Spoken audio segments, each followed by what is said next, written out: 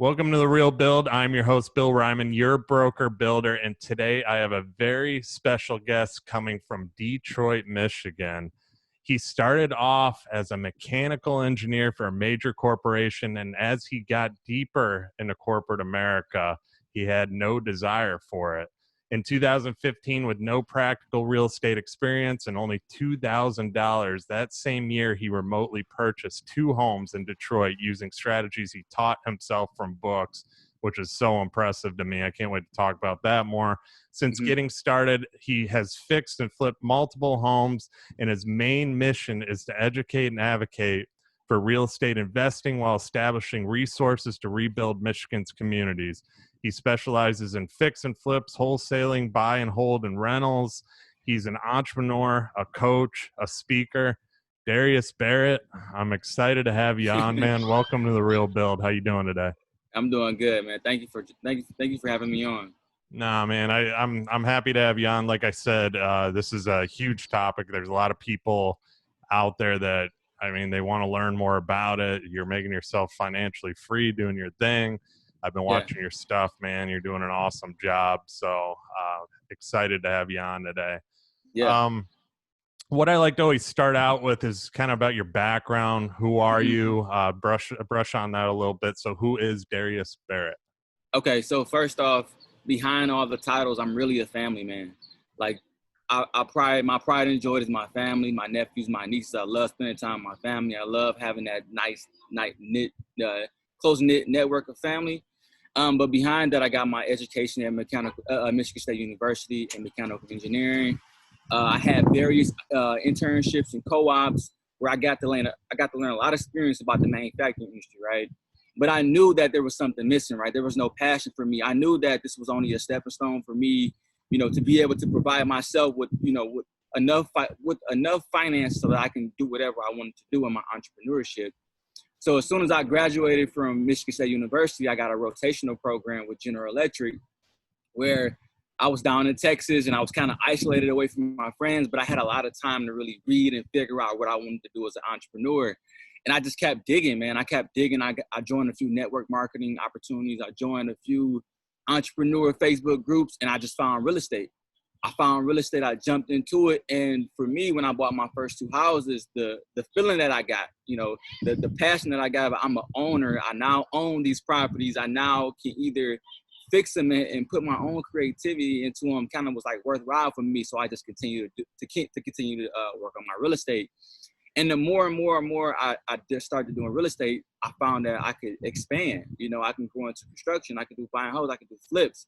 There's so many things you can do in the real estate world. And I haven't even touched on the commercial side of it yet. But eventually, that's kind of where I want to go.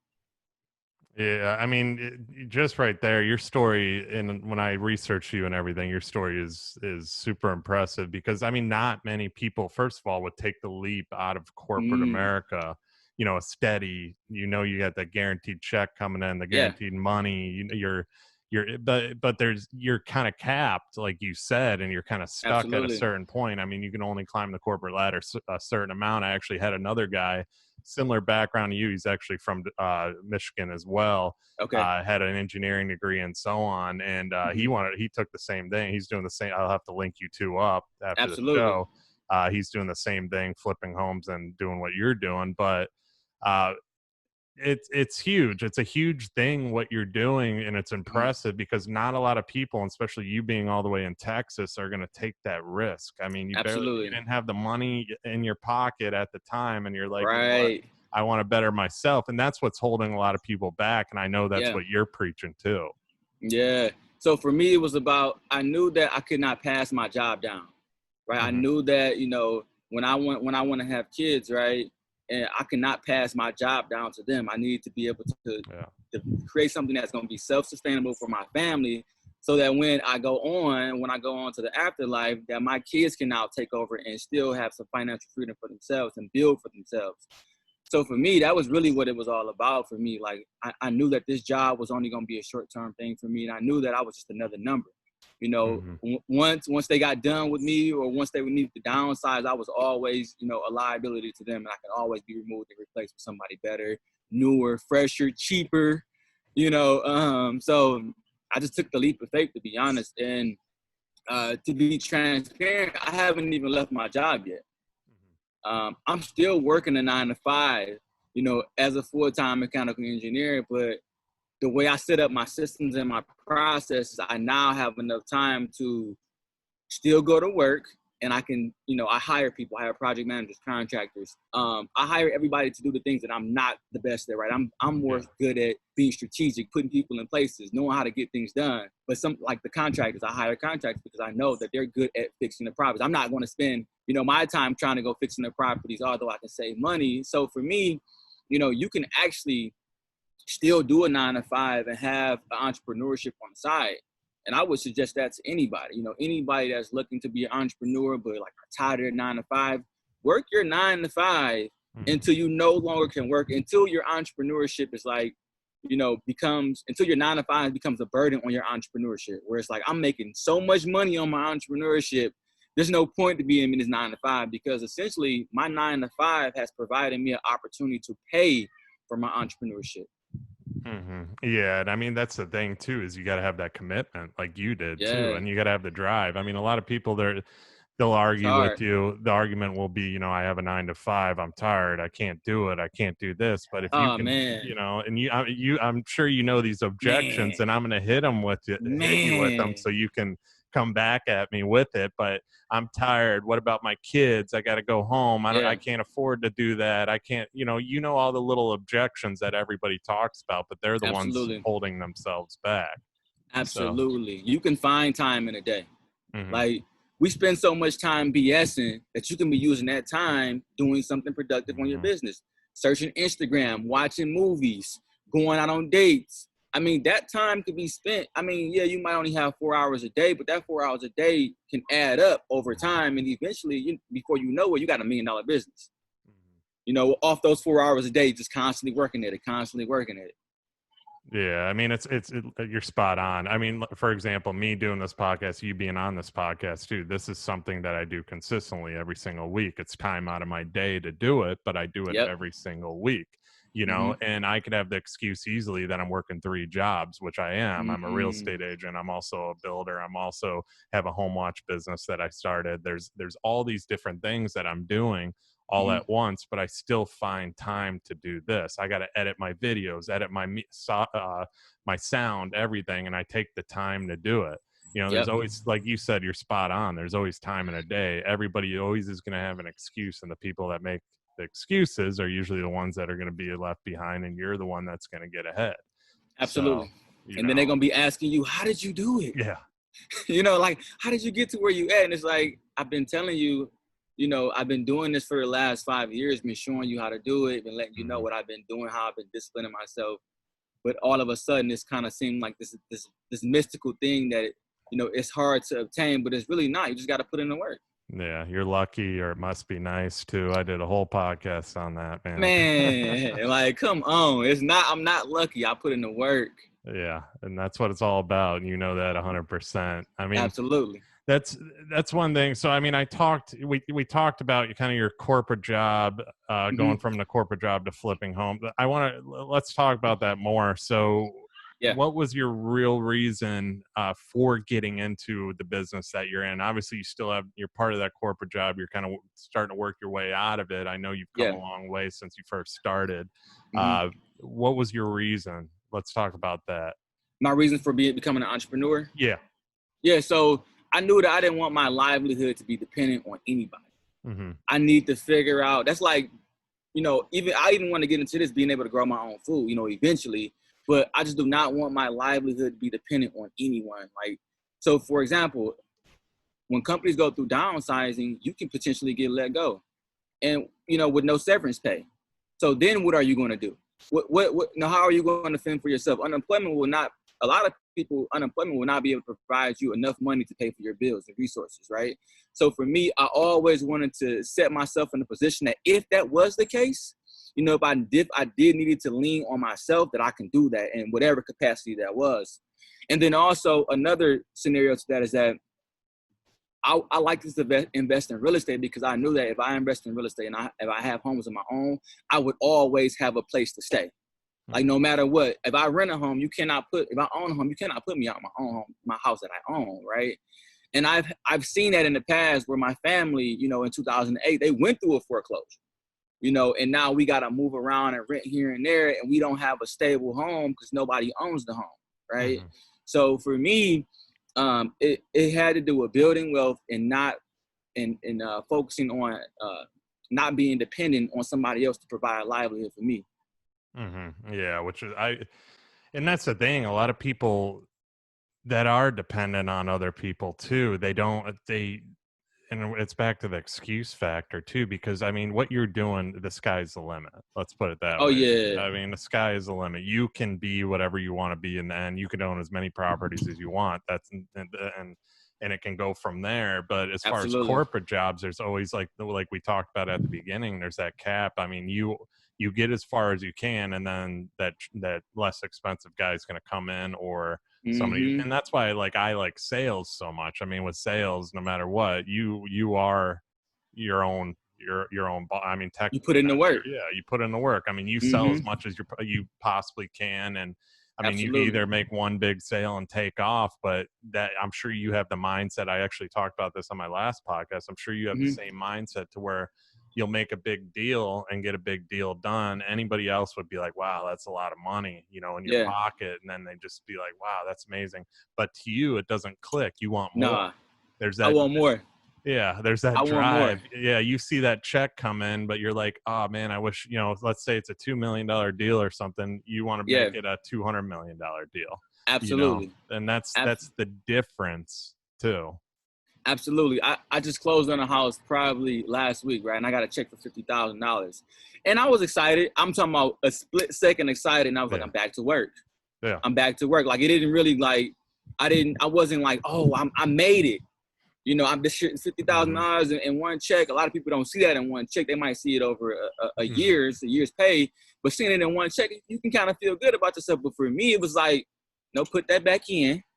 You know, put that back into the business and let's keep growing it. I didn't get too excited to the point where I was like, I made it. I'm like, no, I'm still trying to go to work.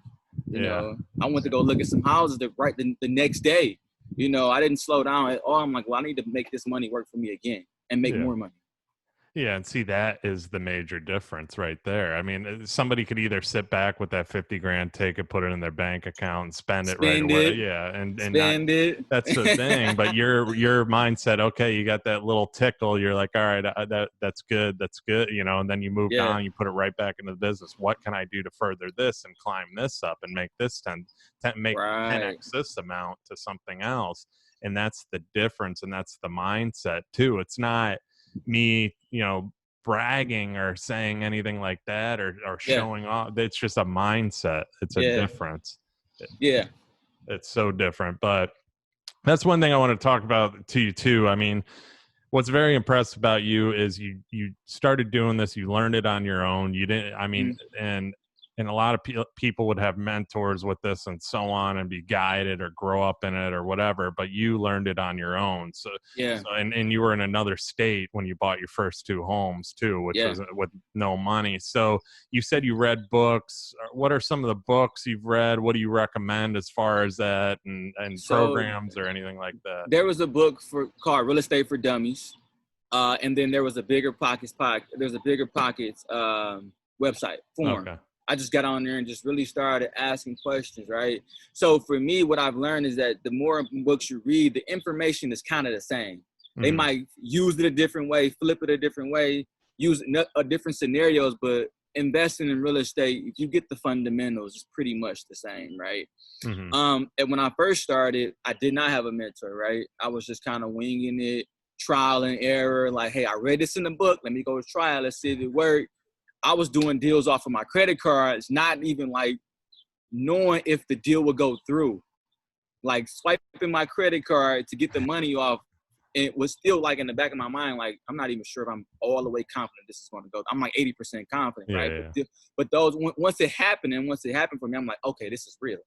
Like this can really happen for me. So I would always suggest though, to not do it on your own. I know I'm kind of one of them stories where I had some success on my own, but if you can get you somebody like a Bill, somebody like me that has some experience, a little bit of background that can just kind of help you not make the same mistakes you make. Because in real estate, you can lose a lot of money fast if you don't know what you're doing.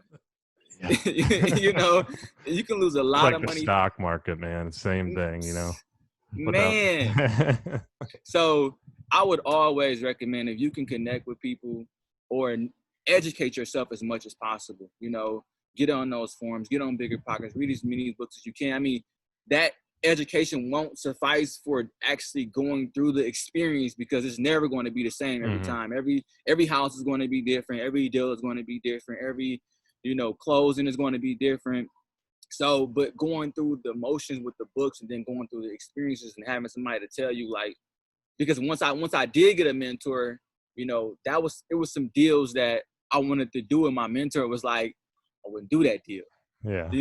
And it could have potentially saved me a loss of $20,000, because I just was, when you're doing deals and you get excited and you're making money, you want to keep doing deals, right? You want to say, hey, as long as it's a deal, I'm gonna do it. And I found myself falling into like a habit of just wanting to do deals just to do it, and not really basing it off the information, the knowledge, and the data.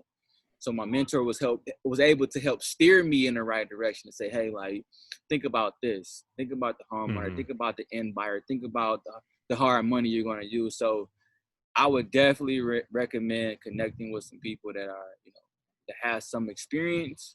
And they don't have to be a Donald Trump. They don't have to be a billionaire in real estate, but somebody that has went through the trials, have learned a lot of lessons, so you can, that they can now build that bridge for you, and you don't have to make those same mistakes, right? Because like I say, those mistakes, I'd rather make $1,000 mistake than a $10,000 mistake. Like that could potentially, I've seen that happen to people where they make $20,000 mistakes and now they're turned off for real estate. Yeah. They don't want to do real estate, because it's not for them. They don't make any money. It's just, it's just not for them. So for me, a mentorship could definitely help you, but you have to be the right mentor. Yeah. Well, that's the thing. I mean, that's the thing too. I mean, you can find probably anybody just by social media in your neighborhood. Everybody got a mentor. Yeah. I mean, I found you on Instagram. That's the thing. And you can just go through, and if you are wanting to get in the business in your area, somebody can talk to you. But the thing is too, I've said this in the past. I mean, be willing to work for free for a little bit. I mean, that time that you spent, the money that you had to spend teaching yourself, they're going to avoid that by just working for you, helping for you, getting into the construction part of it and seeing it. But don't ask for anything, because the knowledge that you're giving them is worth tenfold to, what somebody would be paying them per hour. So absolutely, that's the difference too. And for me, I like to build those partnerships. I like to see people that, have a little bit of knowledge, have a little bit of some confidence. They're eager. They're motivated. I don't got to motivate them. I like those type of people, and I bring them people on my team all the time. But if you're like, gimme, and you don't want to, put in no work, or you don't even want to pay for some resources, it's like, how can I help you? Like your mindset is already telling me that, you want this to be the easy way, and it's not that easy. You got to put in the work, Yeah, I mean, and then get the education from you too. I've said it with me too, with people have asked me about building. Like, I grew up in the construction business, so I learned a lot along the way, a lot. And I'm very blessed about it too. But, as far as the knowledge that I had, and it's helped me with real estate, it's helped me with a lot of other avenues, and branched off into different things. But that's what I always tell them too, is if you want to learn construction, go work for a GC, go work under them for a little bit, get out in the field, do the labor. Don't just sit in the office. I mean, learn the office stuff too, but there's all those pieces, like you said too. You figured it out along the way, yes, but you've also gotten your mentors too that saved you from mistakes and so on. So every entrepreneur is gonna piece people in. You're not gonna be able to do it all yourself, even though we want to do everything ourselves. I thought I could at one point in time. Yeah, I mean, that's the difference though. And every entrepreneur really wants to. I mean, and you still think you like I've always said, I wish I can clone myself and have 10 of me running around and make life a lot easier. But Absolutely. Unfortunately, we can't. We have to find the right pieces to put in place for us to get ahead too. Yep, I agree. So strategic partnerships are key to your success. Mm-hmm. You only have your own 24 hours a day, and there's only so much you can get done in a day. But if you got 10 good people, they might not be a bill, right? They might not be, but they're 80% of what you want. Yeah. Come on, let's do it. Yeah. Let's work. And it takes a lot of the burden off your back too, man. It helps tremendously too. Now you can focus on what you're good at. Mm-hmm. Yeah, exactly. like you might be good at running a business. Okay, I can focus on running a business because I don't have to do these little nuances that I really don't want to do, and I'm really not good at it, but I only do it because nobody else is going to do it. Yeah, spot on right there too. So let's talk about this too. How, I mean, obviously with you, and we were brushing on this, but on to the next thing too. How can somebody what's the best way for them to get started in doing what you're doing in real estate investing and so on? What's the best strategy to do it besides mentorship and all that? After the mentorship, where do we go from there? Yeah, just jump out there. You gotta have faith in what you learn.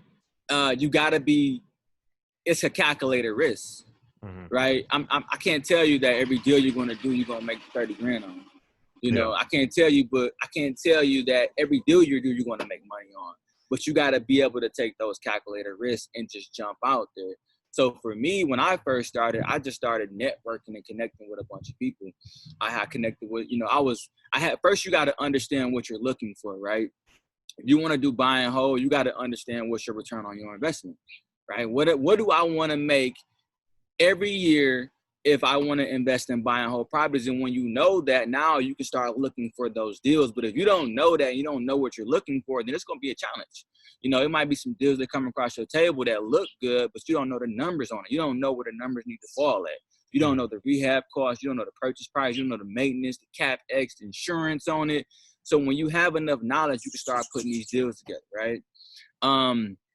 Also, when you're doing flips, also know your return on your investment. And when you're doing flips, you gotta focus on the data, right? You gotta focus on, if I have this subject property, right? It's a 3 1-and-1s and it's a colonial. I have to make sure I have a comp that's going to support the price that I want to sell it at.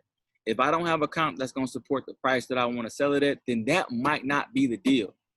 And you always have to go back to the numbers. Sometimes emotions can get us so excited that we really want to do a deal and we just really want to do it. Sometimes it could be our first deal, it could be our 10th deal. I just love doing deals sometimes. And sometimes I got to take a step back and be like, hold on, really look at the numbers. Don't try to force the numbers, because if you force the numbers, you could potentially make a lot less than you think you're going to make. But for anybody that's really want to get in the game, I would say jump out there, right? Go out there and buy your first house, because you won't learn a lot until you buy your first house. Now, there's plenty of different avenues to buy. You can connect with wholesalers. You can go on auction.com. There's plenty of, in Michigan, we have an annual auction, which is the tax foreclosure auction. We have 2 of them. And the first auction comes in October and the other one is in September. You can literally go in there and buy a house for 10 grand, 5 grand. If you get lucked up and nobody sees the house that you want, I bought houses for $2,200. Wow. And could put somebody in them. One I bought that had a tenant in them already, and I could have rented it out, but I ended up selling it back to them, and one didn't have a tenant. But imagine buying a house for $2,200 that already has someone living in it, and all you got to do is say, pay me. Now pay me $700 a month. Yeah. So it's a no-brainer. It's a no-brainer. It's like, of course, but I would just say, take the leap of faith, go out there, do your first deal. Once you get educated enough, just go do your first deal. Yeah. I mean, that's the thing too. I mean, I want to go into this with you too, because that leap of faith is hard for a lot of people, and that calculated risk, they have that voice in the back of their head that's constantly stopping them, constantly telling them, don't do it. I mean, you're going to spend all your money. This could go wrong. Yeah. How did you get past that? I mean, that's the thing, is a lot of people can't. How did you get past that? So I've already, during my I give a lot of credit to my engineering. going to get my engineering degree, because it took a lot. I was in school 6.5 years. Yeah. I did take a co-op. I did take a semester off. I did take a summer off to go to Spain. But getting your engineering degree is pretty challenging. And I wasn't the one. Yeah. It's not easy, right? No. And I was the one that gave it my all. I didn't just go to school and just, I'm going to get average grades. I graduated with a 3.3. I made Dean's List a couple times. So I was really putting in the work. So that kind of translated over to my entrepreneurship side, because I knew how to put in the work. I took the risk to go to school, put in this work, miss parties, miss hanging out with my friends sometimes, and I put in that work. So for me, I had already built up this resiliency to say, hey, I've spent nights where I didn't eat, because I'm studying. I've spent nights where I didn't get a haircut because I'm studying. I've been broke, because I'm working 3 jobs and I'm paying for school. So for me, it's a little bit different. And where I come from, we come from, my background has a lot of resiliency in it, right? I went through a lot of things where I didn't have things handed to me and I had to really work for it. So those kind of built my character. Those turned me into the person that I am today, because, even when I was growing up, my parents didn't buy, they bought me nice things, but the things that I really, really wanted, I had to come with half of the money. Yeah, I'm the same way. My parents wasn't like, here go all these nice things, and, you're doing okay in school, and et cetera, et cetera. The things I wanted, my mother told me that, hey, if you want those things, you got to meet me halfway. Mm-hmm. And if you can come with half, I'll get you whatever you want. And I started coming with half every other weekend. So I had already built this, this entrepreneur spirit inside me that, hey, I know how to go make some money. Mm-hmm. I know how to figure out how to sell some clothes, sell some shoes, sell some things that I don't want to make some money.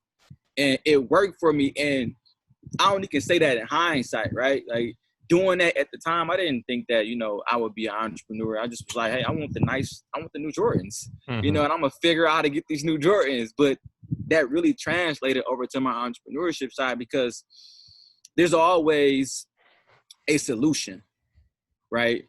There's always a way around a problem. Mm-hmm. There's never been a roadblock that I couldn't get around. Mm-hmm. There's never been a roadblock that was like, I'm stuck. I don't know how to get around it. I got to go backwards. I've always found a way to get around that roadblock, and I always kept that same mindset. Like, whatever roadblock that come my way, I'll shift. Mm-hmm. If I can't sell this house in 3 months, then I'll decrease the price. If I can't sell it, then I'll rent it. There's always a solution. Yeah. Instead of being like, my initial plan didn't work. I don't know how I'm going to figure it out. No, there's always another plan. Just think about it. Take some time, breathe, So, yeah. No, I can't. I mean, I'm 100% the same as you growing up too. And I've said this on this podcast too, when I actually told my story a little bit. If I wanted something, I had to work for it. That's the way it always was growing up. And if I wanted that new Xbox that was coming out when the Xbox came out too, I remember I was out back digging ditches, trying to, save up the money, getting paid hourly to do so. That's the way my parents were too. That's why, my dad came from nothing. He grew up that way. His parents didn't give him anything. He's like, I always sticks in my head.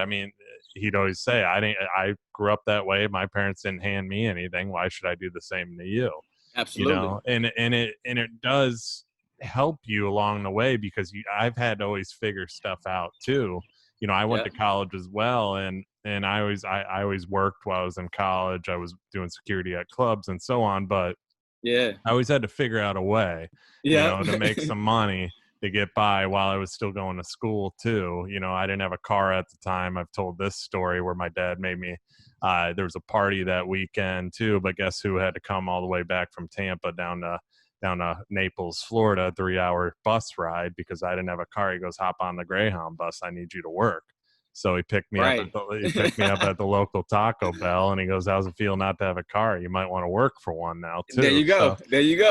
So it's just, I feel you on that one, man, 100%. It puts some, it helps you. I mean, with the risk thing too, because it's back to the excuses, man. Everybody has an excuse. There's something holding everybody back from something. And once you get past that too, and I love what you said about making shifts too, because everything in life, you're going to have to make a shift. Something's not going your way. You got to figure it out. You can't go backwards. You got to keep moving forwards. I'm a big believer in that too. Absolutely. You know, God puts stuff in front of our path for a reason. We learn from it. We make that shift.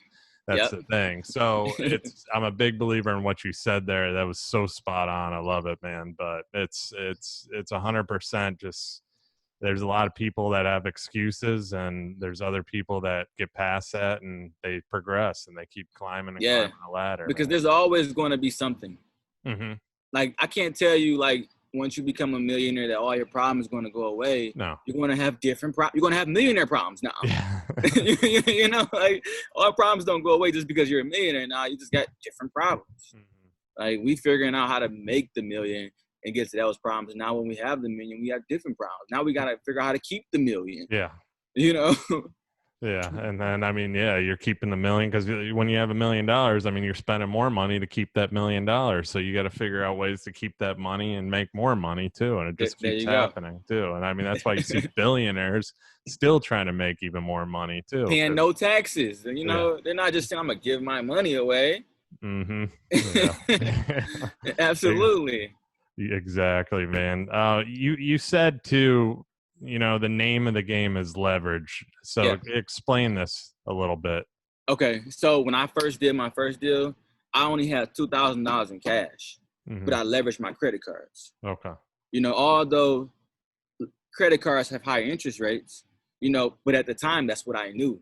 And at the time, I knew that I had access to that capital. So that was me leveraging, you know, my good credit, you know, my credibility to go get another $2,000 from my credit cards, buy, you know, 2 houses for $4,000 and sell both of those houses for $10,000. I made $6,000 quick, right? So I used other people's money. You know, I only had to pay a small chunk of money for that on interest for that $2,000. So I didn't even really pay the $2,000 because I paid it back, you know, and I paid it with a little bit of interest. So that was kind of like free money essentially. So for me, I'm always looking to figure out how to do a deal with no money, with none of my money, essentially, right? How can I go get a private money lender, right? That's another way to leverage other people. You can go get a private money lender, which would be someone that looks like me and you know, no corporation that, you know, maybe we have a couple $100,000 just sitting around.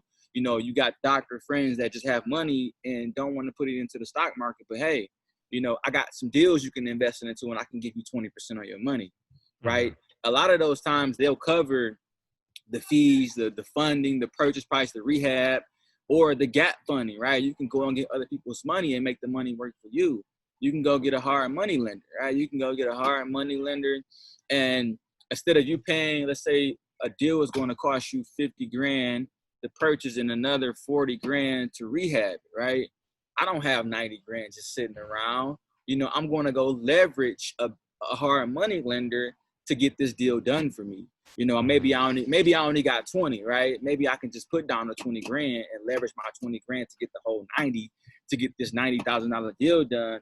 And this $90,000 deal done, when I sell it, I'm gonna sell it for 150. You see what I'm saying? So now I made money without having to use this, and I got my $20,000 back plus another 30, right? And it gives you the opportunity to do more deals, right? Because your cash can only stretch so far. But if you use leverage, you can times 10 $100,000. You can turn that $100,000 into $1 million easily. You know, if you know what you're doing, if you got the right resources. Credit cards are great resources. They are higher interest rates, but I always suggest that if you're gonna get a credit card, get it when you first get it. You use it because you have the zero interest period, right? Yeah. Use it. You know, like use it until you can't use it, and then pay it back before the interest period starts. A lot of the time, you can get those credit cards with 1.5 years, zero interest. Perfect. Like I got, you know how many deals you can do in 1.5 years? You know, with somebody else's money that you didn't have to use. Lines of credit, you can go. There's a lot of different tools out here, and I don't even know them all. These are just the ones that I've been able to tap into with my network, and I'm looking to get more and more tools to be able to do bigger deals, of course. But lines of credit has helped me to do deals because usually on a line of credit, you have smaller interest rates, right? On a credit card, you might be paying 15, 18% on a credit card. On a line of credit, I only might pay 6, you know. And some of those credit cards can be based off of stated income. They can be based off of your W-2 returns, et cetera, but that's still money that you don't have to pull out of your own pocket to go get deals done. So big companies do it all the time. If you look at Apple, right? They might have $1 billion, $3 billion in debt that they're financing, but they're making $15 billion. So they're using other people's money, right? They're using $1 billion in somebody else's money to go make $15 billion. Like big companies do it, we can do it as well. Yeah, I love that example right there too. I mean, the next thing though too that somebody would ask is, let's say, how would you go about getting a private money lender? How would you go about getting a hard money loan? Or how would you go about doing these things? Obviously, credit cards and everything are self-explanatory. You know, bank loan's a bank loan if they can get one. But the hard money lenders, the private money lenders, those are the people too that. And another thing too, what if you don't have good credit? What are you going to do, you know, to do something there too? That would be another question. Yeah. So private money lender, you just, you can use high net worth individuals, right? The doctors, the people that you might have a family member that's a lawyer, you know, they make a lot of money, but you see they're blowing it. You know, you see they're spending, they don't know how to invest their money, but you have the expertise, right? I got the education, you got the money, let's come together and we can make some money together, right? So it takes a little bit of time to have that conversation. I'm not going to tell you, hey, the first time you go talk to your auntie that's a lawyer that she's going to do it. No, it might take you a year. You know, at first you need to build some rapport, right? First, people have to trust you, and people have to feel like you're credible. You know, I can tell you from a personal experience, right? I ended up leveraging my mother's house and did a cash out refinance, right? But that took me almost a year and a half to get done. Like the first time I told my mother, because I knew we had an asset that was free and clear, and I knew where it was at. I knew how much I can get out of it. I knew what I could do with it, right? I had to literally build credibility with my mother. You know, build rapport with my mother and explain to her, like, look, I have a strategy. You know, look, I can show it. I can flip the money. And for the first 6 months, she wasn't hearing me. You know, but I wouldn't press it. I wouldn't push it. But you know, every couple months, I would just bring it back to her, bring it up. And eventually, she trusted me. So you have to do that same thing with private money lenders, right? You have to build rapport. You have to build trust. Do a couple deals on your own. You might have to go the hard way to do a couple deals, right? But once they see you done a couple deals and you have something to show for yourself, now they're like, hey, you might have something here, right? Like, I seen that house you just did, and it was beautiful, and I seen that it sold in 30 days. That was great. Can I get in? You know, I now have my sister. I now have my sister's boyfriend. They've all given me money to now invest. And not without even me having to ask, them just seeing my results. So private money lender, I would say you got to build rapport first. Yeah. You got to just get out there, build rapport, connect with them. Don't try to sell them at first. You're just looking to build a relationship. And then eventually that will further into something else. And then, you know, in conversation, you know, they might talk about, hey, I made 10% in the stock market this year. You be like, hey, I can make 20%. You know, it's just those simple conversations. You got to know when to jump in. You know, you just can't be forcing it down people's throat. But a hard money lender, there's a hard money lender that you can tap into. These people are everywhere, right? These are, well, not hard. Private money lenders are your everyday people. These are people that you might run. These could be your doctor. These could be your chiropractor. I have a chiropractor that I've literally tried to get me on the deal in. But I built rapport with them, right? Like, we're literally friends. I can pick up my phone and call my chiropractor and we can talk about whatever, right? Yeah. So I built rapport with him, and I've shown him some of my deals, and he trusts me now at this point. So private money people are like your everyday people, the people that you run into on a regular day basis, the people that you interact with at all the time. It could be somebody at your job, you know, that, hey, like, I got a 401k and I got 400,000 in there, you know.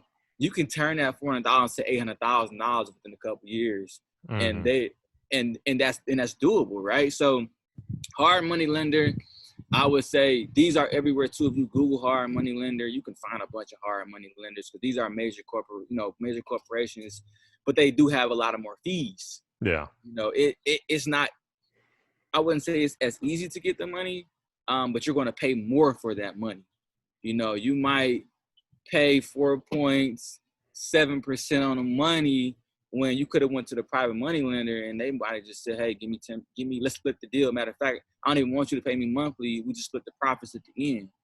So it's on your end, there's low upfront costs. With hard money, you have to put some upfront costs. They want to make sure you have skin in the game. They're not just going to give you $100,000 with no skin in the game. You want $100,000? Okay. You got to give us 20 and we'll give you the $100,000 and you got to perform or we're going to take that house if you don't perform. So it's a little bit more risky, but it's all doable. It's a calculated risk, right? Yeah. And what if somebody, where would they go? Let's say if they had bad credit, what if somebody has no credit at all? I mean, obviously, private money lender is probably the best route because they got to build a rapport, but what would be with no credit an option, because you can't pull out a credit card and if you don't have no credit, that's tough, right? That's a challenging one here. I would say work on your credit. To me, a credible person has good credit. Yeah. You at least some decent credit, you might have made some mistakes here when you were younger, but for me, a credible person pays their bills. Yeah. And if I'm a person and you can't pay your bills, why? I'm a little bit skeptical about lending you my money now. Yeah. Because I'm like, hey, you have a 520 credit score, you can't even pay the cable bill on time. Yeah, it makes sense. So I would say work on your credit. For people that have bad credit, pay that off. Because I can tell you right now, I have a good credit score right now, but it took me like 3 years to get to where I'm at now.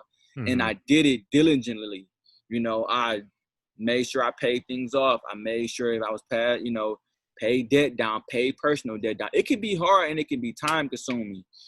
But if you're investing, you're making that money work for yourself, right? Yeah. That first $2,000 that I took out of my credit card, I had about another $8,000 that I still owed.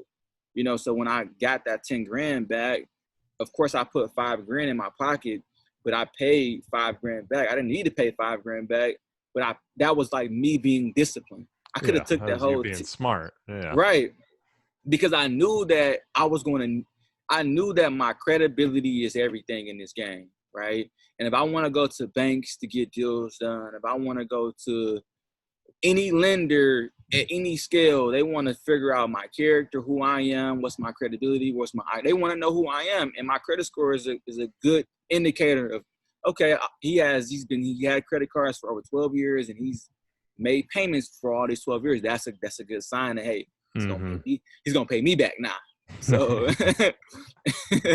yeah, I mean, I agree with you on that one, man. Because if you don't have good credit, it kind of doesn't make sense to be able to buy a house, and regardless, unless you had full on cash for the house too. So yeah, if you're listening to this, you want to get into this, start working on your credit if you got bad credit. Because anything in life too, though.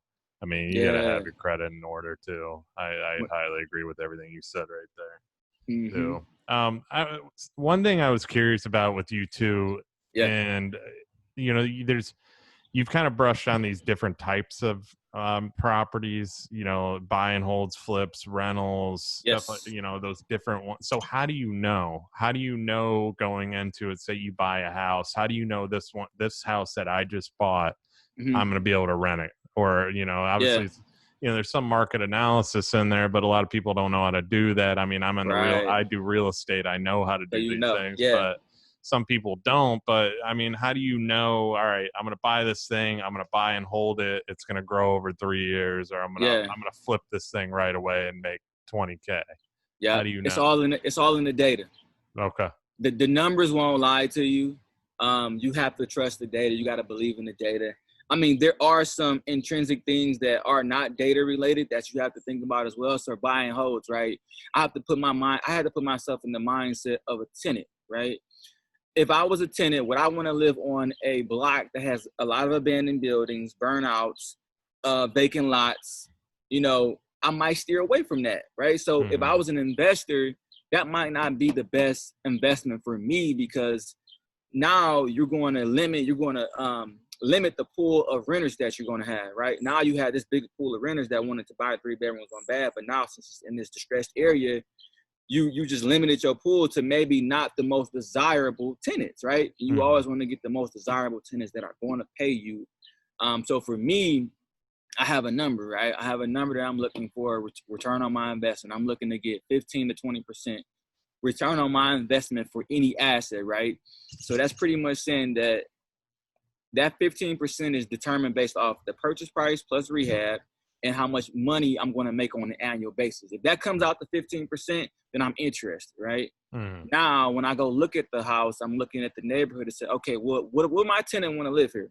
Okay, if the block look, and it doesn't have to be the best block, because you still have to keep in mind that this is a tenant. You know, I've seen tenants live in worse situations, right? But you want to give them the best scenario because you want the best tenant. Then I would go in a house, check it out, inspect it. For me, I'm not looking to make my rentals flips.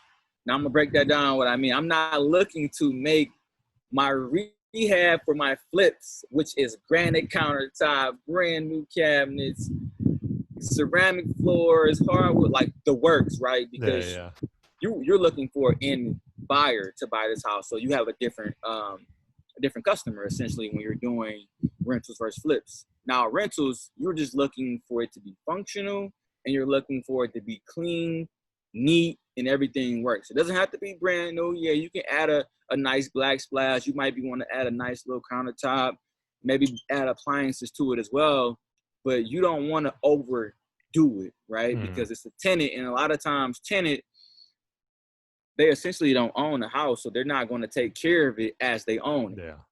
You know, some do. You know, you have some good tenants that will take care of your property like it's theirs. They'll cut the grass, they'll plant flowers, they'll do the whole works like it's theirs. Some won't. But you have to plan for the worst case scenario, right? Then once that is done, you want to make sure you find a desirable tenant, right? You want to do the whole due diligence. You don't want to just, for me, I've let family members rent some of my places, but this was like family that I trusted. I wouldn't recommend it. You know, I wouldn't recommend, you know, if you got a family member or a friend, because it's personal. You know, but when I let people rent my places that are just regular people that I don't know, it's business. I could treat it as business, right? There's a transaction. For you to stay in my house, you need to pay me this amount of much money every month. And if you don't, and you break our business transaction, now I can essentially put you out, right? When it's family, it's a bit more emotional. It's like, how dare you put, you know, me out? I'm your cousin or I'm your auntie, right? So, but you always have to keep the business when you're doing your rental. So for me, I pull background checks. I look at credit score. I look at if you can pay your bill. Like I said, you can pay your bills on time. And you don't have to have the best credit score. I'm not looking for you to say, go have an 800 credit score, because if you had an 800 credit score, you essentially go buy a house, right? But you need to be able to, I need to feel confident that, hey, you're going to pay your rent on time. I need to look at employment. I need to look at pay stubs. You have to do your whole due diligence and then go with your gut, right? Like, look at their character, right? How does it feel? How do they make you feel? You know, do they make you feel like they're not going to pay? If they don't, then maybe that's not the person that you want to be renting out your place. You know, sometimes I do make gut decisions and be like, I just don't feel right. I just don't feel right about this. So that's how I do my rentals. Now into the flips. The flips are a bit more funner, right? The flips are a bit more funner because you're turning this distressed property, or you're turning this property that needs some love, or, you know, and you're making it a beautiful project, a beautiful property. And to see that come to life, right? To see you get out of the kitchen and put in all new things, and the transformation of that is worthwhile for me. And those numbers are solely, you know, those numbers are based on data. I look at the MLS. I look at what's sold. I look at there's a place called bestplaces.org, and it shows you what is your median range buyer in that city or that zip code, right? So now I want to fall in the median range because, like I said before, now I want to be able to have a pool of buyers. I don't want to limit myself. So, for example, if I go get $1 million project, right, I could potentially make $250,000 off $1 million project. Mm-hmm.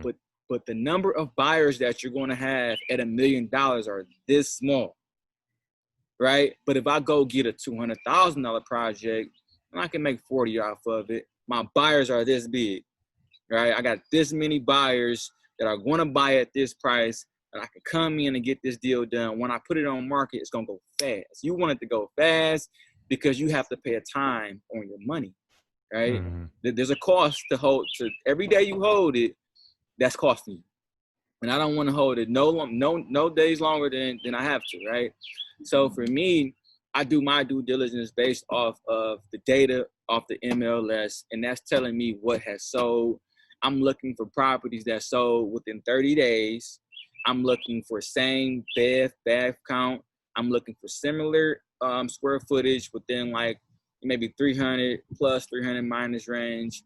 I'm looking for architectural style because in Detroit and Michigan, we have ranches, bungalows, colonials, and these are all different type of houses, right? But it can still have the same 3 and 1 bath count, right?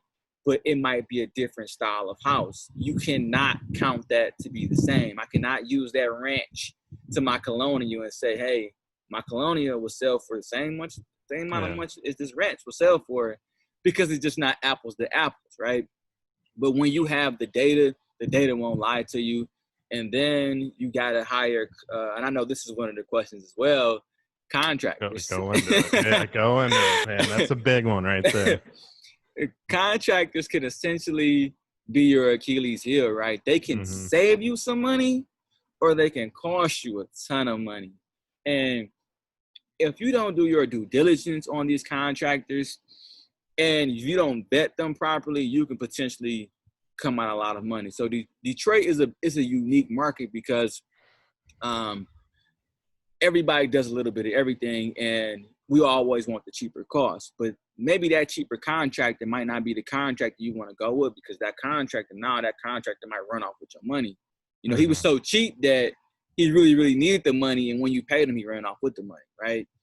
So for me, what I do with contractors, I look for contractors that have some experience. They might not be they might not be a Bill, right? They might not be the top of the line, new construction contractor. They can come in and get this thing done in 20 days, right?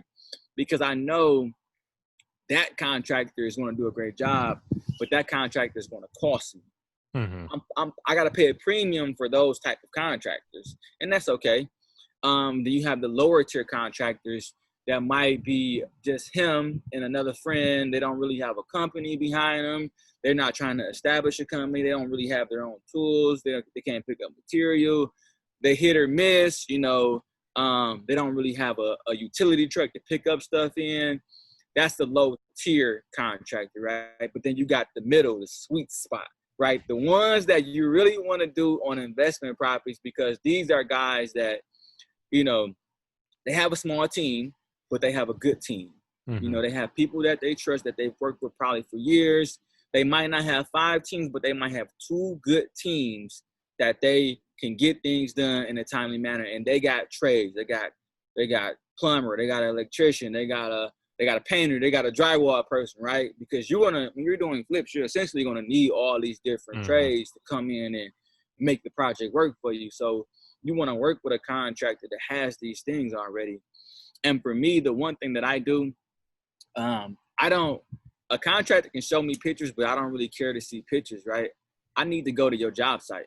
I need to go to your job site. See reality, because this is going to tell me how you actually work in real life, right? Are you clean? Do you practice safe, right? Are you safe in the work environment? Did you clean up behind yourself? Do you make a mess and have to clean up behind it and make things worse? How many guys you have working? You know, can they supervise themselves? Are you here all the time? You got to really get a feel for their work, and then people can pass off pictures, other people's pictures for themselves. And you will say that, hey, like, they do good work. And then they come to your work and it doesn't look like the pictures, right? But when you go see those jobs, you get to see it in real life. Like, I went to a contractor place, right? I was looking to hire for a project, and he kept telling me, like, this is what the owner wanted. But for me, although the owner wanted this, the craftsmanship and the time you put into this, I could tell that you skipped some things, right? I could tell you cutting corners. Mm-hmm. And cutting corners don't look good when you're flipping houses, right? Like, it don't look good at all.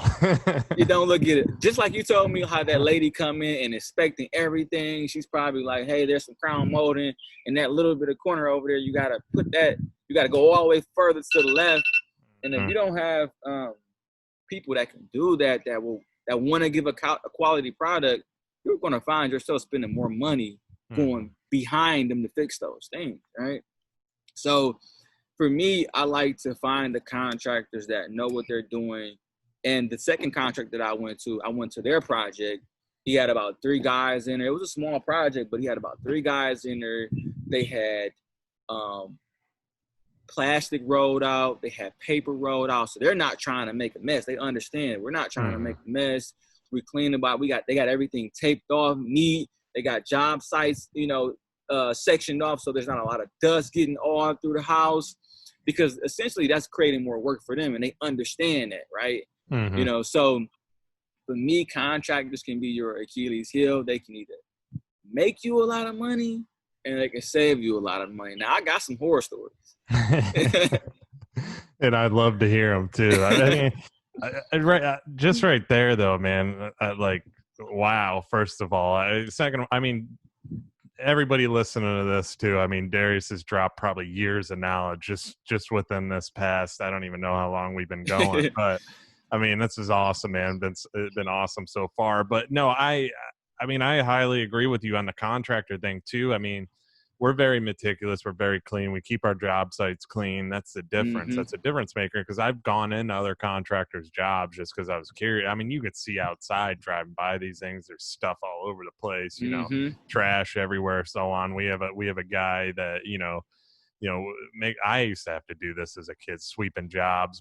My dad always wanted them. Everything had to be perfect, meticulous. We'd always keep them clean back. We'd shop back them too, and make everything perfect. And I actually, like, our painter, for example, that we just hired. I mean, we had a painter before that never put anything down, never laid paper down, never did anything. Making a mess. Yeah, and now we got a painter that this guy tapes off every little thing. Yeah. Everything's got to be taped off perfectly. He's more money, and you can see the difference and the prep work and so on and how these guys go about it. But it rubs off on you too. You being the contractor and you doing the job too, and you being the guy that's got to flip it. I mean, the first person they're going to go to is you.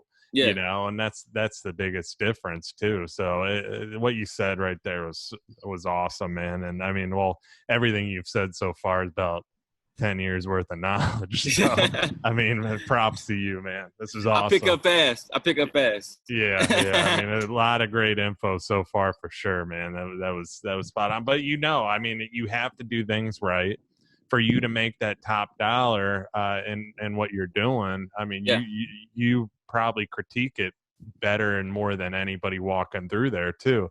I mean, you're your own worst enemy when it comes to stuff you're flipping. I deal with it with our builds and I'm sitting there scratching little things off walls. I'm like, you see, but you want it right. You want it done right. And that's what separates you from everybody else. Absolutely. I think once you do it right, and people like a quality, people can tell when you half-assed it. Like you try to give people a shady product, and you want them to accept it as this, top-notch quality product. People can see those. People can see the imperfection, because that's what people have especially people that have a trained eye. They can come in and say like, oh wow, like the floor, like it's not even spaced properly, right? The ceramic floors isn't spaced properly, right? So I agree with you. Yeah, yeah. I mean, especially you get another contractor in there, and then you'll get nitpicked to Oh, hell, they'll tear it up. man. Every contractor will go in there and be like, well, I mean, he did a good job, but Yeah. Did I you could see have did. this? Yeah, yeah. It's like, come on, man. Like, it's always something. I've never met a contractor that came in behind another contractor and was like, they did good work. Yeah. Like, and it could be good work, and it's like, Yeah. They're I always could going to have, critique it, I man. could have did. Exactly. Yeah. I wanted to hit on this one with you too. I mean, you said that your true purpose is freedom and following your passion. So Yeah. explain this more. This one was huge. So for me, freedom, right? I find myself I'm still in my 9-to-5 job, right? So I haven't cut the umbilical cord loose yet. Mm-hmm. And I'm still, I wouldn't say I'm dependent, but that money, that's consistent money that I know is coming in every 2 weeks. And I'm looking forward to it, to be honest. But I still have to get up every day, at 8 o'clock from 5 o'clock to work a job for for another company. So I really don't have true freedom, right? Right. I'm still kind of obligated to be a certain place at a certain time to get a certain job done. And then financial freedom when it comes to paying bills, right? I don't have enough money so I don't have things on autopilot where I've done enough work so where my cash flow is constantly coming in. I'm making, let's say I'm making $100,000 a month. I don't have to worry about my bills, right? I'm still trying to make sure that I'm, paying for things, paying for bills, paying for contract. I'm not, for me, I don't really truly feel free in the sense that I'm still attached to these bills. I'm still attached to these jobs. So for me, that's what I'm working towards, right? Mm-hmm. I want to be able to have freedom in my life, freedom in my lifestyle, freedom in my travels, freedom in the things that I do, freedom just to do whatever I may want to do at that time, right? Mm-hmm. If I want to go create a podcast, I'm gonna go do a podcast because I can do that, right? I've done enough work to provide for myself and my family, and I put enough processes in place and systems in place. Now I can make time for myself to do the things that I want to do, right? So I find myself still being tied and attached to some of these things, and it's okay. But I know that's what I'm working towards, right? I'm working towards freedom where I can be in another country and things are on autopilot. Yeah, I might still have my computer and my laptop, but now I can just get on the phone and say, hey, where are we at? What do y'all need help with? What are the resources? But I can be all the way in a whole nother country, enjoying my life and not being so tied, because I feel like money isn't the most important thing in this world, right? There's so many other things that's over money, but when you have it, you don't have to worry about it. Mm-hmm. Now you get to focus on those other things that's more important, right? Your family, your friends, your time, because a lot of people, they work until they're 60 years old trying to provide a life for their family, right? And now they retire and want to enjoy it, but you're 60-something years old, right? Like the same, you don't have the same experiences when you're 60 years old versus you're 30, you're 40, you're 50.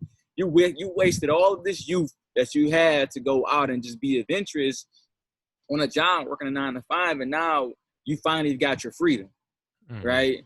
Now you finally got your freedom to do the things you want, but I don't want to be able to have to wait to 65 years old to start collecting my 401k and my Social Security to say, oh, now, let's go travel the world. Let's go do this, let's go do that. I want to be able to do that and still be able to, of course, run my business, but I want to be able to have that freedom, right?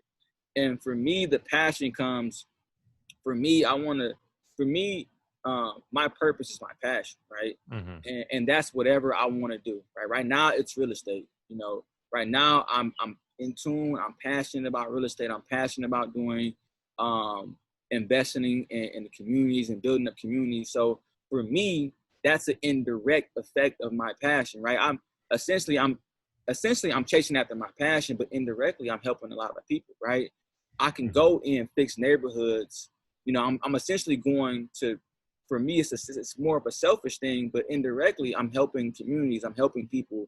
I'm helping first-time buyers find lovely homes. But essentially, I'm working towards my passion. I'm indirectly helping a lot of people, right? So for me, whatever I'm doing, I want to be able to focus on things that I love to do, I want to be able to focus on things that make me happy. I don't want to have to do it just to get a check. Yeah. You know, I don't want to be like, I have to go to work in order to provide for my family. I have to work this 9-to-5 job. I want to be able to work on things that make me happy, make me excited. Because essentially, it's all about how I feel. You know, I got to wake up to chase my dreams, and by chasing my dreams, it indirectly helps a lot of people. Like I've created 2 entrepreneurs in my family, based off of me following my dreams, because they seen me going to get my dreams and having some success. Now they're like, my little brother, you know, has found his passion, his dreams. He's going to get it. I can do the same thing. So indirectly, it's helping a lot of people. But for me, it's kind of selfish, to be honest. Yeah. I mean, well, you're making an impact, first of all. I mean, the second thing, like you saying, having your true passion. If you're not passionate about something, man, it's like you're waking up and you know how that is. It's a dread. Yeah, and that's the thing. And there's unfortunately, majority of people are that way. They're working for a job that they truly aren't passionate about because it's a comfort level. It's just being comfortable. They're not moving out of even the homes they're in, or taking those risks that you keep talking about. It's just because of fear. That's that voice in the back of their head, like we talked about. And it's just, I'm going to live comfortable. I'm going to live in the same spot for the next 50 years and so on. I mean, by you saying, you know, I don't want to retire when I'm 60. I want to actually enjoy life and so on. You don't want to be that guy traveling to different countries with a walker, you know, man, you know, and being able to sleep. Can't stay. Yeah. And I mean, that's the thing is you're doing something. You found what you're passionate about. You enjoy doing it. You're helping people along the way too. Yeah, you're benefiting yourself and your family, but you're benefiting other people and rebuilding that community that you're in, and that's what's so important about it. You're looking at it in a different way. It's not just about a check. You know, a lot of people that are doing what you're doing, it's all about the money.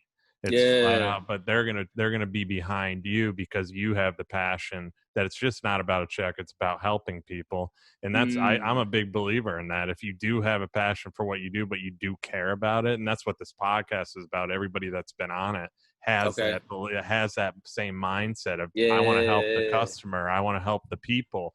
You know, I'm not just doing it, making money along the way doing what I'm doing, but it is really about helping people. You know, I look at the real estate game. I talk about real estate all the time, and being a realtor. Well, there's thousands and tens of thousands of realtors, especially in the state of Florida, man. That you come, everybody that moves here, they get the real estate license. So, you know, but where I stand out is actually I have that experience and construction background and the passion to help somebody choose the right piece of dirt before they build, or choose the right home where they're not going to have a lot of headaches while they move into it and so on, because I can see these things. So if I'm going to steer them towards a lower price piece of dirt versus the higher price, like your typical realtor, you got to go with the higher price one. It's priced higher for a reason. Because I'm going to make more money. That's the thing. It's all about the commission, man. That's the thing. And that's the problem. And that's the problem with a lot of businesses too. It's about more money rather than helping. And once you get past that mindset of not caring so much about the money, although money is good, I'm not saying it's bad, but once you get past that mindset of just, it's about helping people and furthering the community. Like you said, the sky's the limit for you, man. Yeah. The money gonna come. Yeah. Like you don't got to worry about the money coming. No. No, because people are going to see that passion in you. They're going to see it. I mean, just what you said just a little bit ago, people are going to hear this, and if they're in the Detroit area too, they're going to be, I want to work with Darius. Absolutely. Why should I work with anybody else? I mean, the guy down the street's flipping homes too, and I walked up to him, and he, you know, all he talked about was dollar figures. Well, Darius is teaching how to do it, talking about how to do it right, talking about, you know, standing out and helping us. I'd rather work with him. Absolutely. I agree. I get that a lot, to be honest. I get a lot of people that reach out to me. It's like, hey, I see you really giving back, and I want to work with you. Yeah. And I mean, and if I was you too, man, I'd be pumping out as much social media content as possible with that too, because it's worked for me too. I mean, like people see, like I do funny videos, I do walkthroughs, I do all this stuff, but they also see that I actually care. I'm trying to teach them about the building industry too. Yeah. And I'm not just stone cold doing it like that awkward older realtor or whatever, you know, and so on. But I have a little comedy behind it, but I'm actually trying to teach these people. I have a sense of humor. I have, and they can see that I actually care. And I've had people message me, you know, off of stuff I was selling, That's and they're like, good. "Yeah, I want to work with you. I see, you know." And people that I talked about this in one of my last podcasts that it was about marketing too. It's just people want to work with people they connect with and click with more than Yeah, anything. If I you're agree. not, and they're obviously, I mean, a lot of the stuff you did, I watched a lot on YouTube too. I can see your passion in your community and helping the people within it too. So, I mean, like I said, you can expand on that, and the sky's the limit with you, man. Oh yeah, There's much absolutely. more to come. I know for a fact. Oh, for So, sure, for sure. yeah, yeah. So I mean, not to go from a positive note to a sour note, but I wanted to. You were talking about like and I love hearing about this kind of the construction nightmares. So let's hear some of the Oh construction nightmares man. that you've had to go through too. Oh man. So when I first started doing construction, right? Mm, Um, just with a little bit of experience that I had, I found the first people, the cheapest people, the people that just showed up in jeans and t-shirts, said, "Hey, let's work," right? And these were good people, but I knew that, and I didn't have like, I knew that I couldn't grow with them because they didn't have a team. It was just them, et cetera, et cetera. My next project that I worked on, I hired another contractor, right? And he was a licensed, credible contractor. You know, we vetted him, we looked at his work, but the mistake that I made was I gave him too much money up front.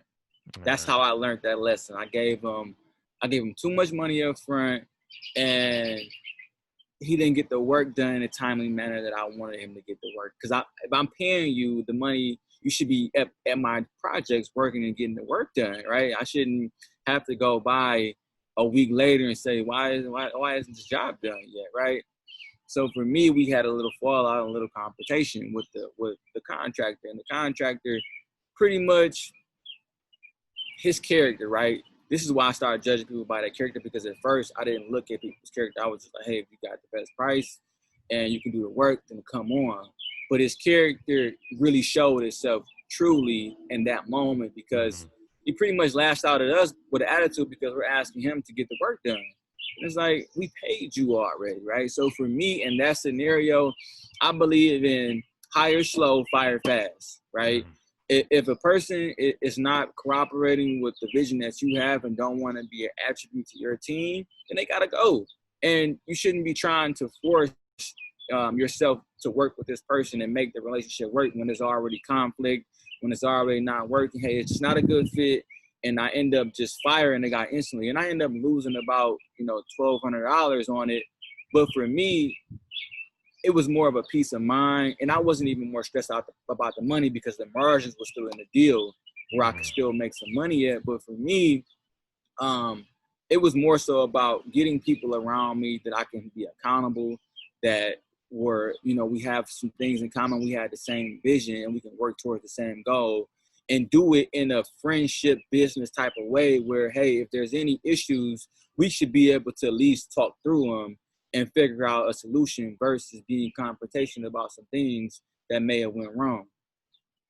Yeah, and that's the thing too. I think the more you've done it, the more you've been able to kind of feel people out and get, Mm, I mean, having the experience. I mean, it's like me with sales and so on too. I mean, the more people you work with, the more people you kind of tell are actually going to do something versus other people that, might be kicking tires or so on. You joshing kind you of, around. Yep. yeah, and you can kind of tell as they come in and out in certain situations too, and it just comes with experience overall, man. And that's the thing too, as far as hiring contractors. I mean, I see it all the time. I mean, with us hiring subcontractors on our builds, I mean, Mm, I've had to experience bad ones. Unfortunately, lost us money.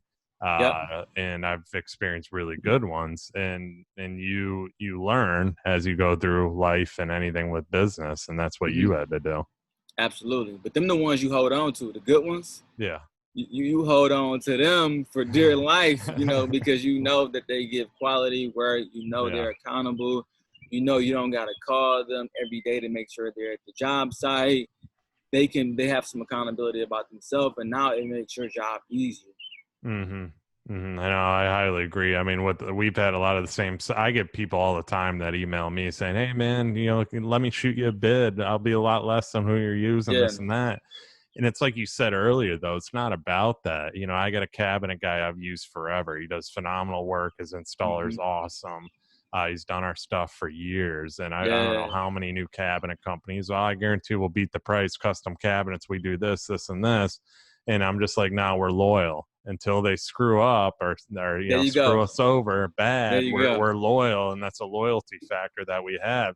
They may cost more money, but we're going to continue to use them because we know the product that they deliver too. Absolutely. And that's how you grow. Mm-hmm. You got strategic partnerships where now you already know their prices, you know where they're at, you know how they can come in on the deal and add some value, instead of you having to constantly go around and change people out all the time. For me, I'm always looking to grow with people. Like, I'm looking to give you all if you could take on this work, I can give you all my jobs, if needs be, right? Mm-hmm. So for me, I've found that the best relationships are the ones that, that can grow with you. Y'all can grow together. Y'all can learn together. Y'all can elevate together, get more money together. Yeah, I mean, you want everybody working together, and I mean, they're in the business to make money. You're in the business to make money too, obviously, and also help people and do a good job. I mean, and overall deliver a superior product, like we talked about, hands down. What are some major things that have happened to you? In some properties that you've done. I mean, pipes breaking, crazy expand. I've had in Detroit, so we have a theft issue. And I wouldn't say I ain't gonna say everywhere because I've never been everywhere. I've only done real estate in Detroit, but there's a real theft issue, right? And I've had a house when I first did the third house that I bought. I lived in Texas, and my father, this is actually what brought me and my father a little bit closer because my father was kind of like managed.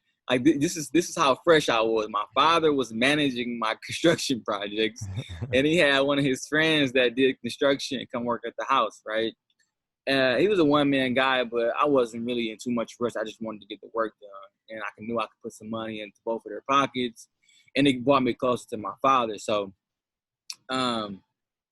we had a house. We were working on a house, and it came around that time where we were coming to put a new furnace in, right?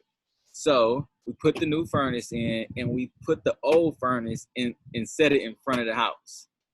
So that was like a no-brainer in hindsight because I made myself an easy target for people that are looking for scrap metal or furnaces, because now if they seen that this old furnace is in front of the house, now they say, hey, there must be a new furnace inside, essentially. If it's old. So they literally took up the old furnace, broke in the house, took the furnace, it was some other items in there as well, like a couple different toilets. That was the first night. They came back a second night and took all the materials, right? And hot water tank material, like everything that was pretty much of value that they can get some money for, they took it. And my dad called me. He was like, hey, they broke into the house and they stole these things. He was kind of sad about it. And for me, I was like, okay, how much is going to cost? I'm like, I already sent the money to you in Cash App. Can you go get that? Like, it really didn't faze me when it happened. It was just like, all right, we still gotta get this job done. So I've already sent, the money to replace it. So go ahead and give the contractor the money so we can go ahead and get the stuff done. Mm-hmm. But that specific scenario was just like we say, it was a calculated risk. Like, those risks are going to happen. But when it happened, I didn't say like, project over, stop the job, put everything down, we're going to quit. No, I just was like, okay. I didn't, like, it was literally a split second. Like, he told me, and I was like, took a deep breath. Okay, well, I already sent you the money. Can you go ahead and my dad, probably like 3 months later, he was like, I was proud of you at that moment. He was like, that's when I knew you was gonna do whatever it takes. Like, he didn't tell me then. He just told me like after the project was like, that's when I knew when you was going to do whatever it takes to be successful, because I was stressed. He was like, I was stressing out because I know how much work you put into this house. And I would hate for somebody to take a loss from my son. And the way you handled it was just like, all right, well, they got us. All right, well, let's just go put new stuff back in there so we can finish this project and get somebody in there. And that's what I mean by that resiliency, right? Like I was kind of like, my life experience have given me this type of resilience that I'm now like not even fazed by the biggest thing that goes wrong. I'm just like, okay, well, I got a solution for that too. So yeah, it's that pivot. It's the pivot you talked about. I mean, too, and the more stuff that's happened too, you've become not. I don't want to say used to it, but you've learned through your own knowledge and the process and everything of how to handle it. And that's absolutely the thing too. I'm the same way, man, with our business. Like, you know, I got people in the office that freak out about every little thing, and they're like, this customer's saying this and this. I'm just like, relax. right. You know, let me handle it. I can handle it. If they need to call me, tell them to call me, because I know how to talk to them and so on. You know, that's what I've always been good at. And, you know, well, what are we going to do about this? This tile order's not here, so how are we going to do this? And it's just relax. We'll get it when we get it. And we're going to have to tell them that it's special ordered, it's delayed. We're going to have to, it's all we can do. So they're going to have to wait on the install. You know, there's things to do that you can do to avoid issues and so on. And, you know, that's what you've learned throughout your path and so on too. So, man, I give you props for that. For sure. One thing too I wanted to kind of talk to you about is, you know, you've said, and we brushed on this, but you've said major profits come from purchasing distressed properties at small values after repair value. So explain this a little bit. Yep. So you can find a distressed property can be a multiple different scenarios, right? You can have people that are a distressed property can be a probate property. Somebody inherited a property. Let's say a family of 4 children inherited a property and they don't even want the property. They're just looking to get the cash. That would be a distressed situation where now you can come in as an investor, you know, give them, of course, the amount of money that they're looking for and negotiate to make the margins work for you when you calculate in the rehab costs. But that would be a distressed property, a property that's going to be in foreclosure. You know, let's say somebody are past due on their taxes, past due on their mortgage, and now they're looking for a solution, right? A lot of times when your house is foreclosed on, a lot of times you can't get another mortgage until like 3 to 5 years because the foreclosure is on your mortgage. But if I come in as the investor, say, hey, I can help you with that situation, instead of the house going to foreclosure, we can do this. And now you won't have the foreclosure on your record. And now you can actually, you know, once you get your savings up, you can go buy another house, right? Another distressed property would be something that's kind of been vacant for a while. Someone that has tenants that hasn't been paying their rent. They're kind of squatting at this point. So a distressed property is a situation where the investor can come in and essentially provide a solution to that homeowner to say, hey, you might not have thought there was any value in this house, or you might have thought that there were no solutions to get you out of this deal, but hey, I can provide you a solution. Like, we've literally bought homes that homeowners didn't think there were any value in it, but we knew that based off of the market rates and what was selling in that area, that hey, we can potentially give you this, and we knew how much we were going to make on the back end, right? Okay. So it all comes back down to the data, right? After you have, and getting these distressed properties isn't easy, right? It comes with also building some rapport and credibility, because nowadays there's so many scams and people that can talk you into doing things that you don't want to do, that a lot of people are cautious. So you still have to build that type of rapport and some credibility with the person that could be losing their house or looking to sell their house or no longer wants their house.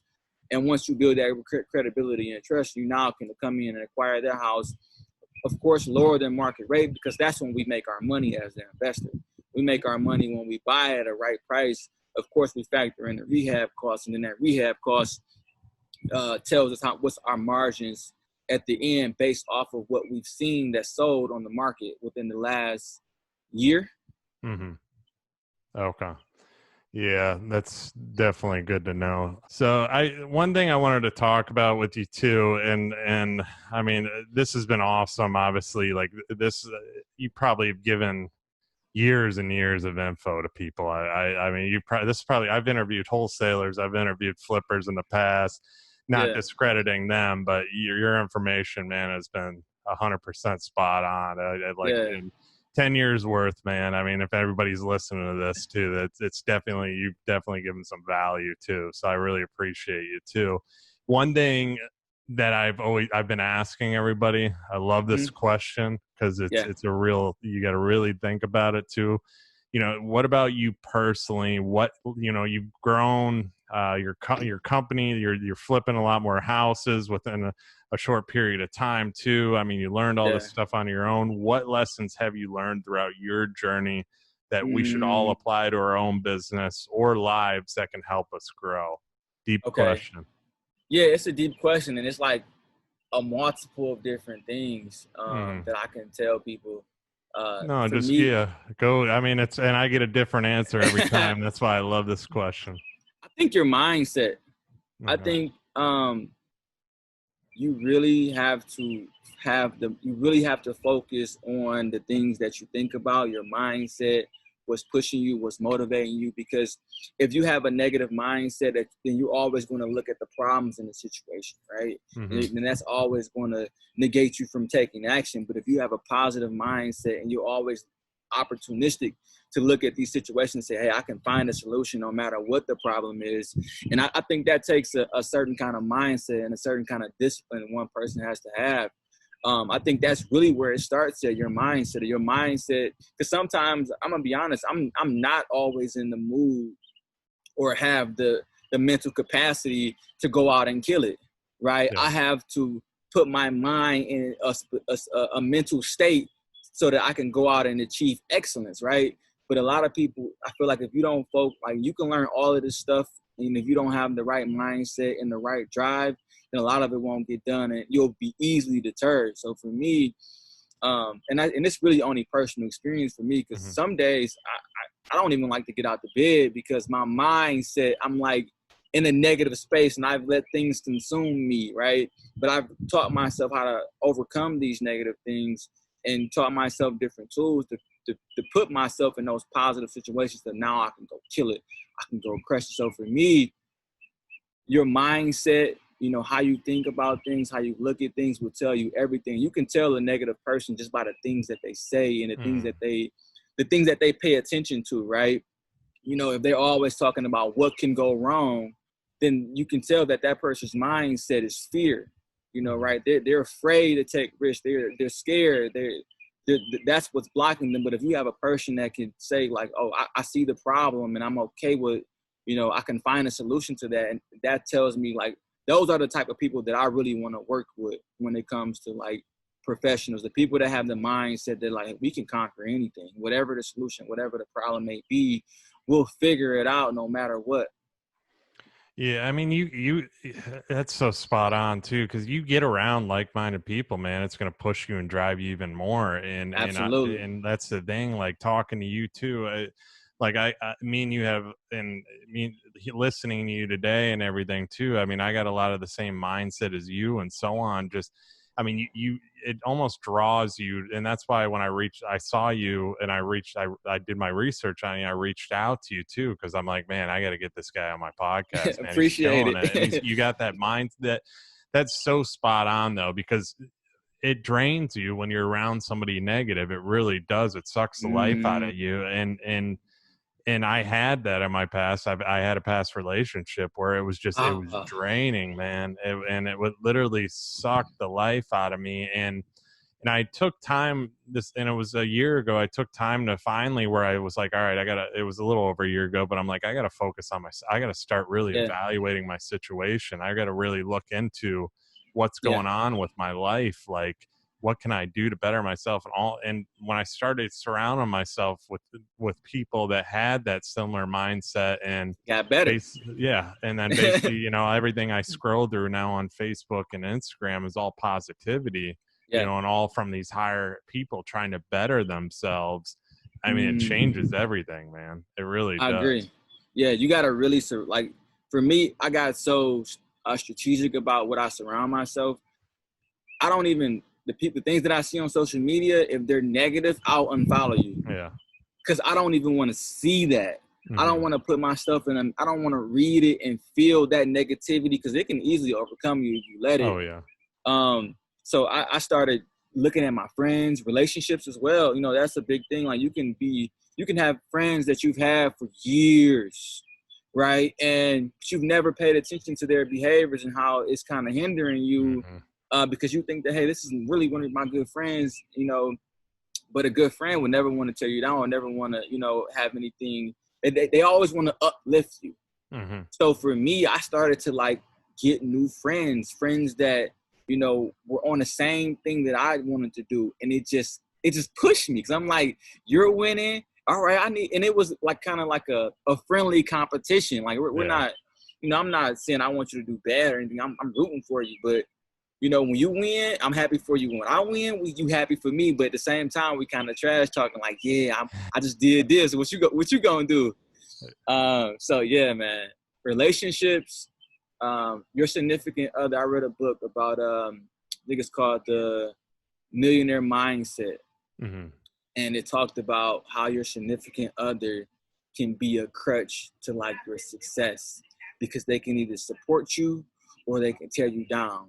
Mm-hmm. And a lot of millionaires in that book, a lot of millionaires, they chose their significant others wise. They didn't choose them just because they was the most pretty. And that's, you know, that's a good quality to choose a person off of, but they looked at the other characteristics to say like, hey, you know, does this person support me? Is she, you know, selfish in her ways and just always thinking about what she can get out of the deal? When it comes to me, do I have, you know, if I'm down, can she motivate me? You know, if we was to take a loss, will she leave?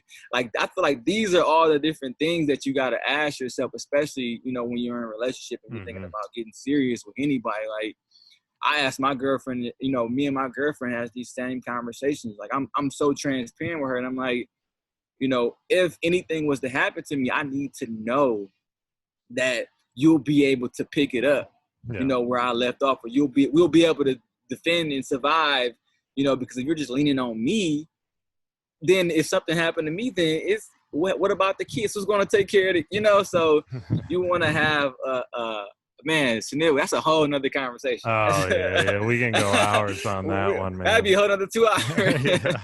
No, I mean, I 100%, like, I've 100% agreed with you this whole time, man. Like, you're spot on. I get definitely the same train of thought and mindset with you too. And that's the thing. It takes a special person too, as far as a relationship, to be with somebody like you and I, to where, you know, our minds are constantly racing of what we got to do next. What are we doing here?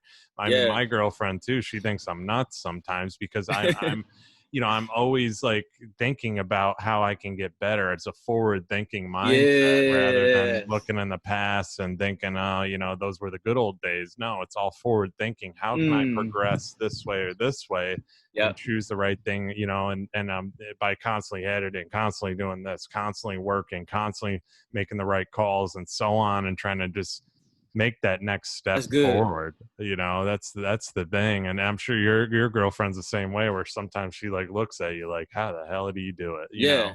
And it's just, and then you're pushing her too, and I'm sure she's having more success with everything because she surrounded herself with you too. So you start seeing that happen, because and I do that with mine, where I'm like, you can level up and be here, you don't have to stay you can be here, like, let me here, take my hand. Let me show you the way. Let me show you. And more than likely, if you're dating a girl, you know, if that girl's with you, she probably has that same mindset as you. So you're leveling her up too. Because I was with somebody, man, like we can go on for 2 hours. I was with somebody that drained me, and it was just a bad experience. But you know, then I learned from that. That's the thing. You learn from your experiences and everything too. So, I mean, 100%, man. And one thing to keep moving here, I always ask too. I always ask about your past. We learned about that. I want to ask about your future. 10 years, 15, 20. Where will we see Darius Barrett? Who will you be? So for me, my vision is owning multiple. I'm looking to be a serial entrepreneur, to be honest. I'm looking to, of course, focus on niche markets. I'm not looking to be an Amazon and focus on this huge marketplace, right?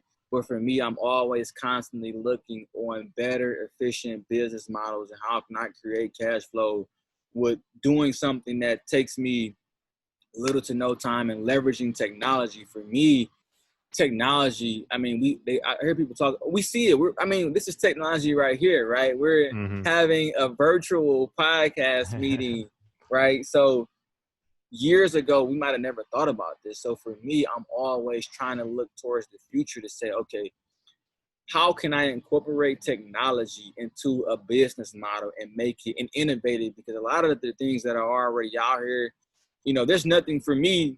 There's nothing new under the sun, but there's a new way to deliver it, right? There's a more innovative way to deliver it. So for me, I'm constantly like thinking about, okay, what new business avenue can I go in that I can generate some cash flow? Because real estate is fun. You'll get the cash flow if you have residential buying holds, right? But if you're doing flipping, sometimes that money might not be as frequent as you would like. You might not get a check every month. It might be 2 months, 3 months, then you might get back to back checks. And then you might go 3 months without one, right? Mm-hmm. So for me, I'm looking to create, or not even create, just establish another business. And I really want to be a serial entrepreneur where I'm constantly creating these different businesses, hiring different people, creating self-sustainability within my company. Because once I get to a certain point in real estate where I kind of figure out, like, I got it, I know it, I can do it 10 different ways. I can forward, backwards, side to side, however we want to go, I can do real estate. And I'll always have that knowledge to be able to lean on it, do deals here and there, and always have my real estate investment company. And I'll, start to teach the people, my employees that are under me. But eventually, I want to keep establishing more opportunities, more businesses, more things that could be of added value to my community. And for me, the goal is just to be self-sustainable, right? I want to be able to not be dependent on one thing, but I don't want to try to do a bunch of things, right? That's why I say I really want to focus on niche things, right? Things where I see that there's an opportunity for me to come in and innovate it and add value and be able to make money off of that. Mm-hmm. Yeah, I mean, and that's awesome too, man. I give you a lot of credit too.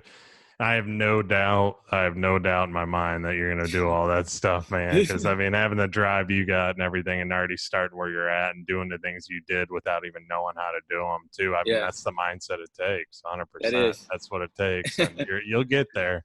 And it's like, it all takes time too. It's not going to happen overnight, and that's one important factor that you have that you agree with, because not a lot of people, especially in the millennial world too, like ourselves, they just want that instant gratification that, it's going to happen overnight. And that's why they never do what they want to do. Because it's like you said, they'll try it once if they're getting into flipping or whatever, and they'll mess it up and then they'll quit. That's the problem. It's like in any business, they mess up, they quit because they say, oh, I guess I don't have what it takes. But no, right. The difference in the mindset is that you're learning from that. All right, how can I go and do and get better on the next deal too? So absolutely, because when things go wrong, I always tell people like I have a wholesaling side of the business as well, and I'm like, we haven't got a deal in probably 2 weeks. I'm like, we just got to get better. Mm-hmm. Like there's no need to stop. We just need to figure out how to get better. I don't think this is working. I'm like, it's working. We just got to get better. Like, maybe we need to get better on the phones. Maybe we need to get better at looking. Maybe get better at offering. But somewhere we need to get better, and we need to figure out where we need to get better at instead of trying to figure out how we can quit and do something else. Let's just figure out how we can get better. That's the difference maker right there, man. How can we get better? The way you just said right there. And that's every day. I mean, grow every single day. And no matter what you do, that's spot on right there, man. I got a friend of mine, right? And I'm going to give him a shameless plug right now. His name is Keon Clinton, right? And that's his Instagram, right? And he has a motto, and I love it. And his motto is 1% better, right? And he's talking about 1% better every day. How do I get 1% better every day? And essentially, that's the mindset that we have. Like, I got some success, so I'm not slowing down, but I'm still trying to figure out how do I get better every day, and whatever that is I'm trying to do, how do I get better? I And it's love it. just 1%. No, I love that because 1% every single day. I mean, you can do that because there's no excuse not to. Whether it's just reading a book or doing something, learning There you something, go. challenging yourself. Go online, look something up, read an article. Write a blog, write an article. There's always an opportunity every single day, especially in the world that we live in. I Man. love what he said there, though. 1% every single day because you can. There's so many different things that we can be doing that is going to, and you might not see it now. I mean, even a social media post, Oh you yeah. can post something on social media that's meaningful. You may not see it, but it might catch somebody's eye and you're helping somebody else. Absolutely. There's your 1% growth because they're going to, they're going to remember you. That's the Absolutely. thing. And they're going to keep following you and they're going to refer you to, I mean, there's stuff that you can be doing. It's just, I love that. That's awesome, man. For sure. And, last question, what this show's all about. What exactly do people need to look for when investing in real estate, and why should they choose to learn from one of the best at it, Darius Barrett? Why they should learn from me? What should they look for when investing in real estate? Let's start there. And why should Okay. why should they take some advice from you yourself? You should know your strategy, right? Mm-hmm. You should know your exit strategy going into it. And then once you know your exit strategy and you know what you're looking for, your return on your investment, then you can invest in real estate, right? But if you don't know a strategy, you don't know how I'm going to do this deal. You don't know if you're going to buy and hold it, flip it, wholesale it. If you don't know what you're going to do, then it's going to be hard for you to be, make some money in this game, because now you're going into it blindsided, not really having a strategy of like, okay, I know this is a wholesale deal easily. I got a buyer already, but if you just go into it like, hey, I'll figure it out when I get there, after the deal is done, you might get into that deal and there might not be a deal, but you didn't know that, right? So you should invest in real estate because real estate is a tool that can help you build wealth. Real estate is a tool that can be passed down from generation to generation.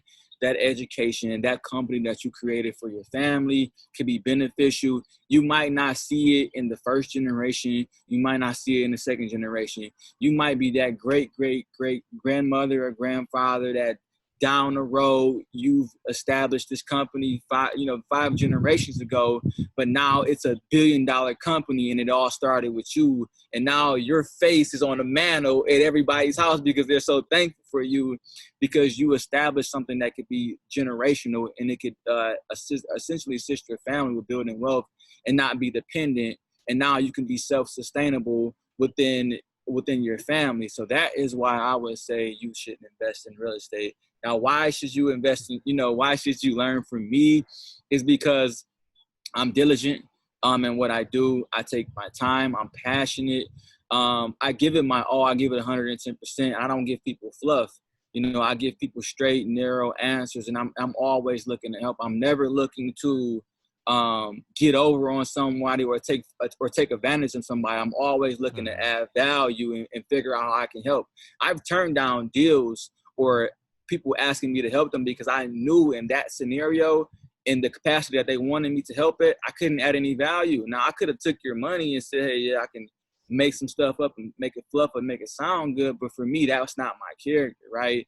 I don't get off on taking advantage of people. I get off on making or being able to help people, being able to add value people. And I took it, I started with this journey by myself, and now I've been able to build a network of people that has helped me.